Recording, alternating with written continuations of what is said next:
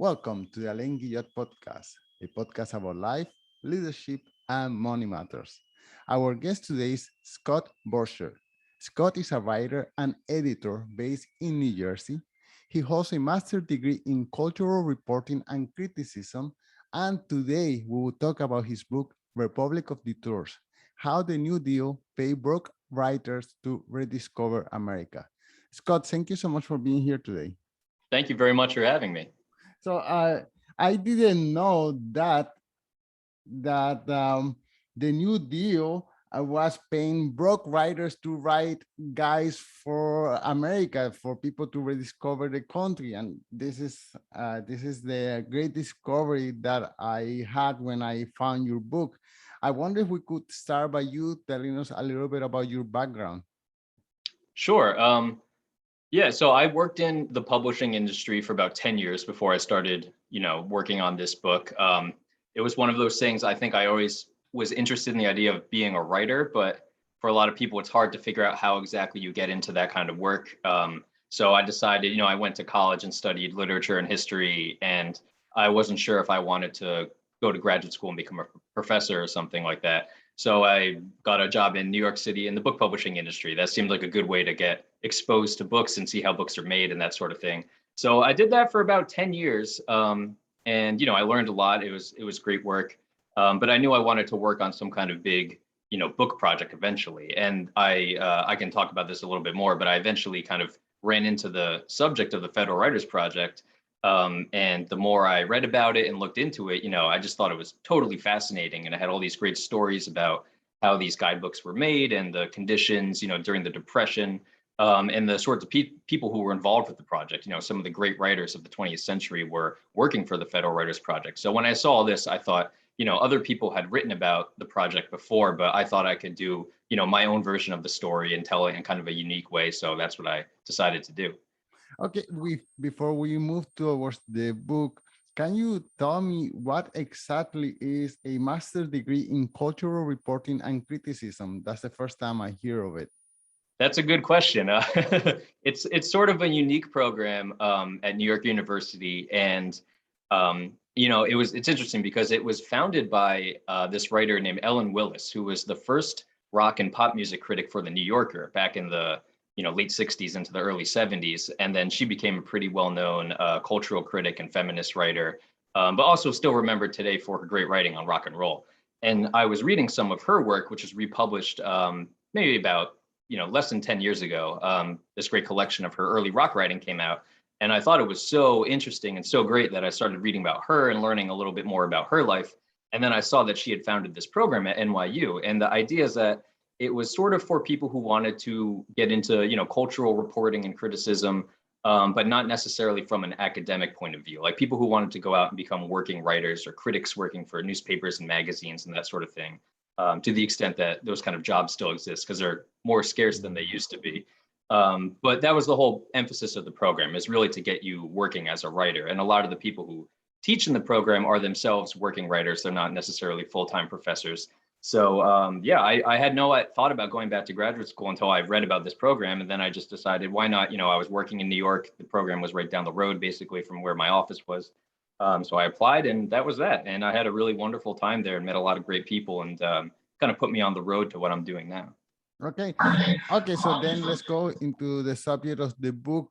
You were telling us about how you came about this topic. Can you elaborate on that a little bit more? Yeah, sure. So I actually had a great uncle who was a book collector, and he spent his entire life collecting thousands and thousands of books, all kinds of things. But he had a really big collection of these books that were created by the Federal Writers Project in the 1930s and early 40s. And when he died, he had almost 400 copies of different books. And this is just the Federal Writers Project book. So his collection was really massive. And, at the time, I didn't really know that much about it. My parents knew he had these books, but they didn't know that much about it either. But one of the main things that the Federal Writers Project did was create these guidebooks to all the states in the United States. So you had one for New Jersey, where I live, California, et cetera, and then all these guidebooks to other regions and stuff. So they kind of took my great uncle's core part of his collection, all these state guidebooks, held on to them and gave them to me because they thought this is something I might be interested in. And I kind of had them sitting around for a long time. I thought they were cool, but I didn't really know what to do with them. They seemed pretty outdated and just like these old, historical artifacts that you couldn't necessarily use to go out and actually take a tour today. And I had them sitting around just in, a bookshelf, the same bookshelf that my uncle had actually. And then finally I started reading about the project and looking into it, like I was saying before, and reading about some of the people who worked for it. And I realized that there's this great story behind how these books came to be. And as someone who worked in the publishing industry, I thought it was especially interesting how, these books were created by the federal government, but they were published by individual commercial publishing houses. So places like Random House and Viking, they still exist today. They publish some of these books. So it's just really this partnership between, existing publishing houses and the federal government, and then all these people who were out of work during the Depression, creating these guidebooks that wouldn't have been created otherwise. So it's just really remarkable and unique situation. And just from my perspective as a publishing industry person, I thought this is a great story about where these books came from. So I wanted to look into it a little bit more. Okay, so the project takes place at the time right after the Great Depression. It was the New Deal. Can you tell us about the economic environment and the kind of living situation that writers at that time were living? Sure.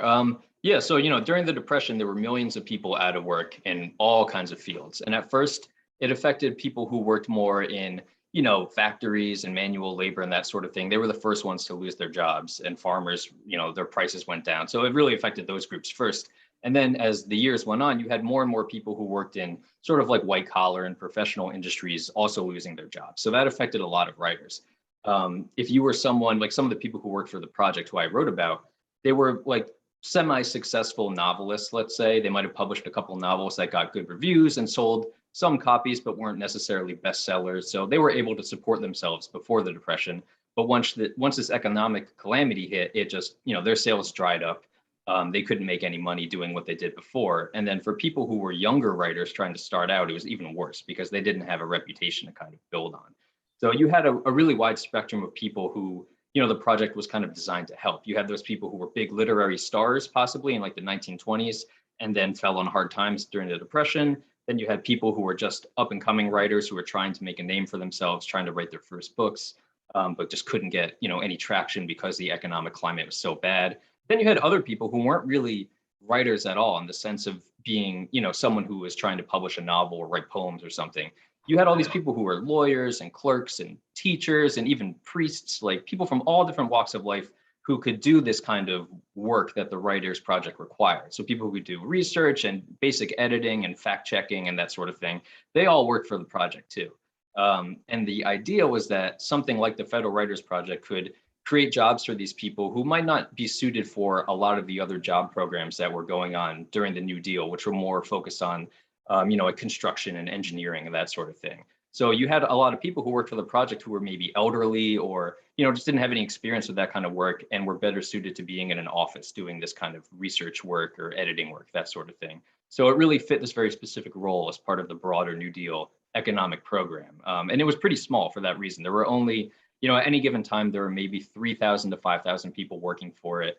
And in total, there were probably 10,000 who ever worked for the project at one time or another. And if you compare that to the Works Progress Administration, which was the broader federal agency that this was a part of, there were millions and millions of people who worked for that while it existed. So it was just a tiny sliver of the overall jobs program that the New Deal put into place.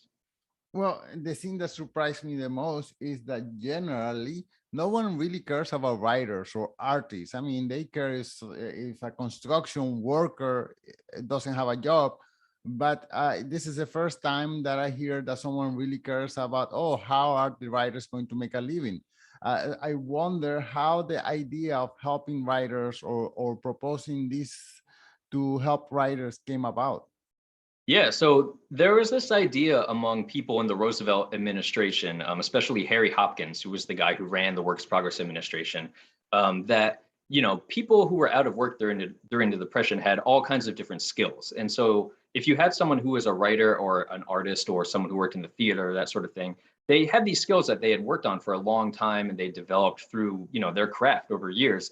And once the Depression happened, it wasn't right to let their skills just erode completely and disappear. So if you had these people with these special talents, why not put them to work in specific areas where they can continue using their talents and contribute something, that, they wouldn't necessarily be able to contribute working for, say, a construction project or something. So that was sort of the idea. And they had this great phrase for it called brain erosion. Like they wanted to prevent brain erosion from happening among workers in these different fields, just that, they had other New Deal programs that were trying to prevent soil erosion from happening out on the landscape, from during the Dust Bowl and everything.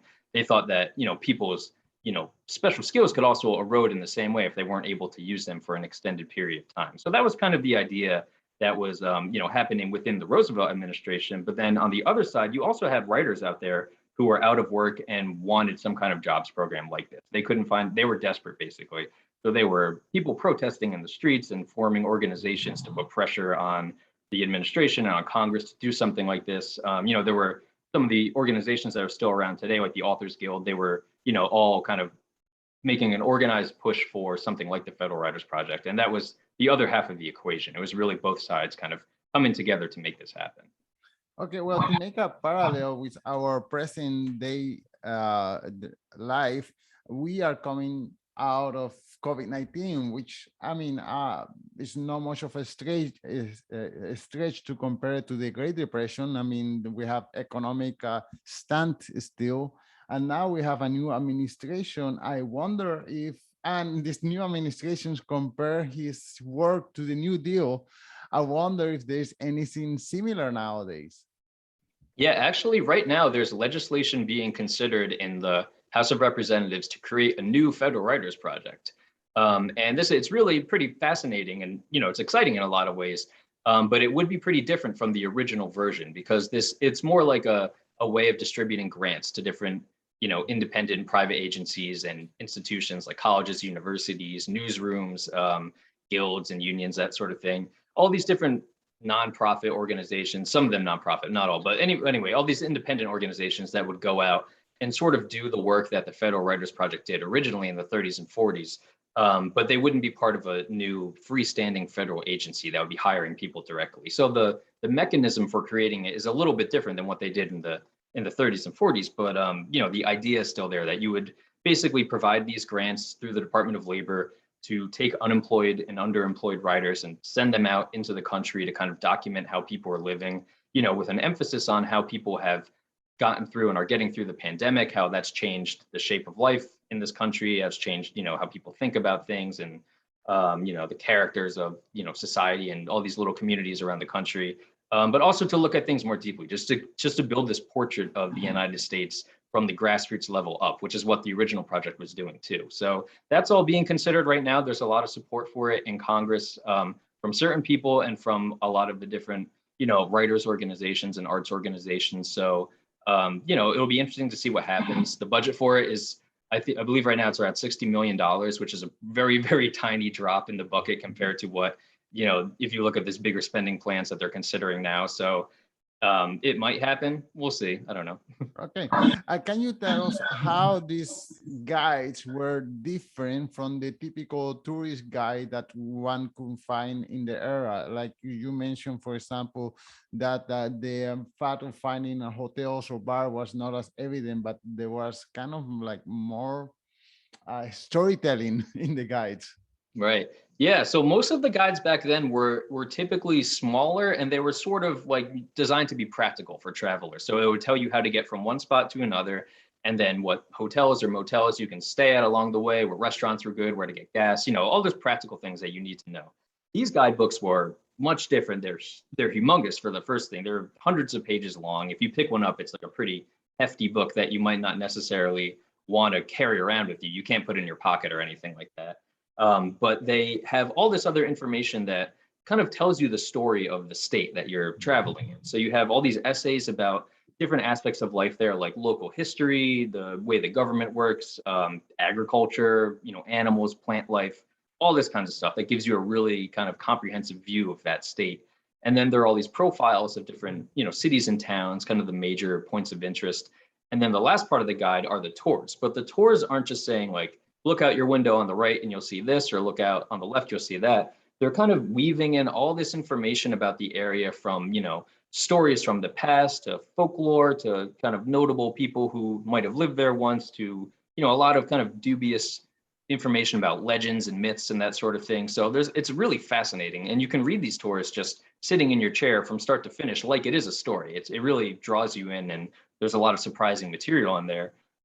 It might not be the best thing for if you're driving in your car trying to figure out what to do, on a little road trip or something, but you can use them for that reason too. And people did back then. But there's a lot more to them than just, driving instructions. So they're really pretty remarkable. Well, reviewers at the time were not too optimistic about this project, and they consider it to be mostly like a waste of time. But what was the reaction of the public? Did the public enjoy them? Did they buy them? How big were the sales? Yeah, that was, when it started out, I think a lot of people did think it was going to be a waste of time. Like they had this phrase back then, for a lot of these New Deal projects were called boondoggles, which basically meant they were just paying people to do some busy work and they weren't accomplishing anything, productive or that sort of thing. So people thought this was going to be like a literary boondoggle. But then when the guides started coming out, a lot of people were really surprised by how substantial they were, how good the writing was in a lot of places, because you had all these really fantastic writers who were working for the project, because that was the point, to bring these people in who otherwise would be writing novels or poems or, who were these kind of acclaimed reporters or that sort of thing. They were all contributing to these guidebooks too. So they have this real literary quality to them that I think took a lot of people by surprise. And they did sell well. And part of that whole phenomenon was that you had people who were really excited that the, government was stepping in to tell the story of their local community. It was, they could look in a guidebook and read about their ancestors who lived in the town, or people they knew who, lived down the street and had some interesting story or something like that. So people were really proud of seeing their communities covered in these guidebooks, and it led them to, buy the books and to support them and to support the project to an extent that I think was really unexpected by the people who created it in the first place. So it was a real success while it was operating. Okay, and it was operating from which year to which year? And then when it was dismantled, how come it didn't have enough legs to continue working on its own? So it started in 1935, in late 1935. It really got up and running that fall. And it worked officially until 1943. But in 1939, after, a few years, everything sort of changed with how the WPA was structured. There was a lot of criticism of the project from certain people who opposed this idea and opposed the Roosevelt administration. And they, thought the project was overrun with radicals like communists and socialists who were working for it, which, because it was the Depression, you did have a lot of people who were on the left, especially writers and intellectuals who were attracted to, these radical ideas, who ended up working for the project. So it's definitely true that they were part of it, but they were, not in charge or anything like that. But that was the criticism, and it created a lot of trouble for the people running the project. So in 1939, you had these congressional hearings, and the people who kind of opposed the whole New Deal arts project setup in general tried to dismantle everything. And what happened was the theater project, which was kind of a counterpart to the writers project, was abolished completely. And then the writers project was sort of broken down on a state-by-state basis. So there was still a tiny national office that did some of their own things, but the states were kind of left on their own to figure out what publications to do. And the quality declined a little bit, but they still got the rest of the guidebooks out, and they're still doing some interesting things. But from 1939 to 43, it was never quite the same. And then around 1942, everything started getting wrapped up, mostly because I think the United States entered the Second World War at that point. That kind of changed everything. The WPA completely changed in terms of how it was, structured within the federal government. Everything was sort of being redirected towards the war effort. And the WPA itself, or the Federal Writers Project itself, kind of turned into, an information service for, the war effort, and then was shut down. And new programs popped up after that in different agencies that hired writers to participate in kind of like intelligence services and, what we would call propaganda services today, basically. But it was completely different than the Writers Project. So it just, during the war, there was really no one considered that there'd be a place for it. Basically, they had other priorities. Right, but the success of the project was not enough to attract this, let's say, private investors to say, okay, the government have created this project for us. Now we can just, step in and take over. I mean, if people are buying it and if it's profitable, why that didn't happen? Well, it's interesting because the the way the project worked is that the government would hire the workers who created the guidebooks and all the manuscripts, basically. And then they would work with private publishers to publish the books. So they'd send it out. It was basically like the author of these books was the Federal Writers Project, but the publisher was still, a regular commercial private publisher. And so after the project was dismantled, the publishers still had these manuscripts and, put out these guides that were pretty successful. So they started doing their own editions of it in the future. So you have updated editions of a lot of the guidebooks for, the years after the 40s. I think in the 1980s, there were a bunch of new versions that came out. So this was something that happened continually, but each publisher only could, work on the guidebooks that they originally published. There wasn't any kind of, like overarching agency that controlled all this and, could have kept going basically. And you have this kind of interesting story where the guy who directed the project, Henry Alsberg, he always wanted to do this one guidebook to the entire country. That was something they never did. They always did state by state books, but that was kind of their original idea. And they thought eventually they would get back to it, but it never happened. So after he left the project, he was fired from it actually in 1939, when all those changes were happening. He went to work for a publisher called Hastings House, and then they hired him to do that one big guidebook that never happened for the Federal Writers Project. So he got some of the people who he used to work with, he got other writers and researchers to help him, and they put together this book that was the one guide to the United States. It's humongous, it's over 1,000 pages, put it out, and it was a bestseller. So that was an example of some people kind of continuing the work of the project, that never happened because it was kind of cut short. And then if you look at, all through the years continuing to today, you have all these people who are still bringing out unpublished manuscripts that never, saw the light of day in the 40s or 30s when they were being created. But, even, within the last couple of years, I've seen new things like some manuscript about, testimonials of workers that were, working in all different industries and what their jobs were like. That was published by a university press just a couple of years ago. So it's still, giving us these new publications, but that, people are privately bringing out themselves, because there's a huge treasury of information that, was never published, but it's still there for the public to go look at and, possibly to publish themselves. So it's really been pretty fascinating to see the long afterlife of the project in that sense. So this was done state by state. So each writer didn't have a relationship with, let's say, a writer from Texas didn't have any relationship with a writer from California. But were there any overwhelming themes, like, for example, racial inclusion or politics or something of that even though they are not coordinating among each other, it still, it seems like an over a team that covers the whole project. Yeah, there definitely were. You had all these states operating independently, but in the national office in Washington, D.C., they did kind of come up with these big projects that the different states could contribute to, and kind of give some direction to everything. So racial inclusion is a good example because you had in a lot of offices, pretty talented teams of Black writers who weren't really getting any recognition and, weren't getting a lot of opportunities to publish their own work at that time. But then they got jobs with the Federal Writers Project, especially in New York City and Chicago. You had some really remarkable people who would work on that project, and they were working on, profiles of basically African-American life in these cities where they were focusing, like in New York or Chicago. And in the South, you had some of these projects too, but the situation was different there because the offices were formally segregated. So for instance, in Florida, you had, the main office was in the city of Jacksonville. And then across town in the Black neighborhood was the segregated office where Black workers had to stay, basically. So that was kind of a mark on the project, but it had to accommodate itself to this whole, racial segregationist culture in the South at that time. And you had someone like Zora Neale Hurston, who is this, wonderful writer, one of the great writers of the 20th century, probably, working for the Florida Project. But she was not really in either office. She was mostly working at home. But she was kind of contributing to this project called The Negro in Florida, which was kind of looking at Black life in the state. And there were similar things being done in other states. Like in Virginia, they actually published a book on this subject. In New York and other places, they were working on them, but they never really came out until later on after the project was wrapped up. So you did have these kind of shared themes going on between different projects. And, one of the more interesting things that happened later on was that they wanted to do this one big book called America Eats about food. And it was collecting all these different recipes and just stories of, different kind of traditional meals and the way that different, immigrant cultures brought their own kind of like folk ways and food preparation styles and everything to the United States. And they all, mixed together, and kind of giving you a portrait of what that was like.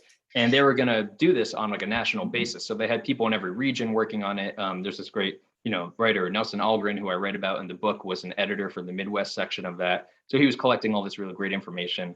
And they were getting pretty far along with it. But then, Second World War started, and they thought it didn't really, fit with the times to be promoting this book about having big feasts when they were, people in the United States had to basically ration their food because of the war effort. So they put it on the shelf, and it was never published until, years later. Parts of it started being published by individual people who wanted to show you some of this stuff. But that was a good example of one of these big, like, overall, thematic studies that they were working on that never really came to fruition while the project was still around.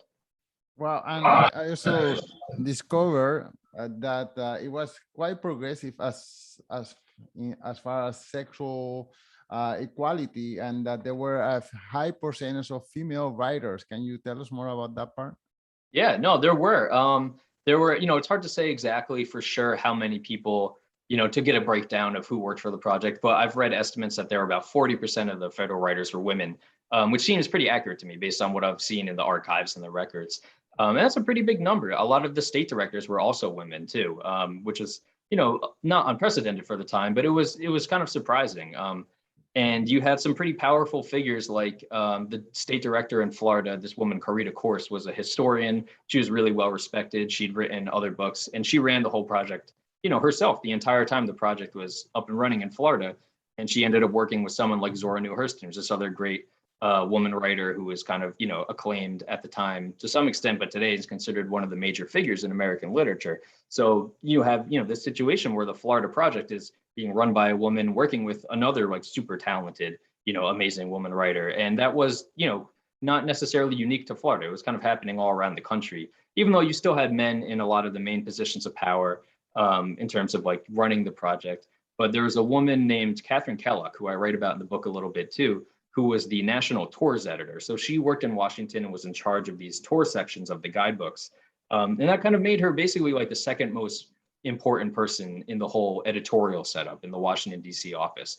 And she worked for the project for almost the entire time. She was one of the people who thought that, creating guidebooks in the first place was really important. So she did a lot to shape, what the project did and the character of the whole project. And is really just kind of has a remarkable story that not a lot of people know today, but, it's definitely worth telling.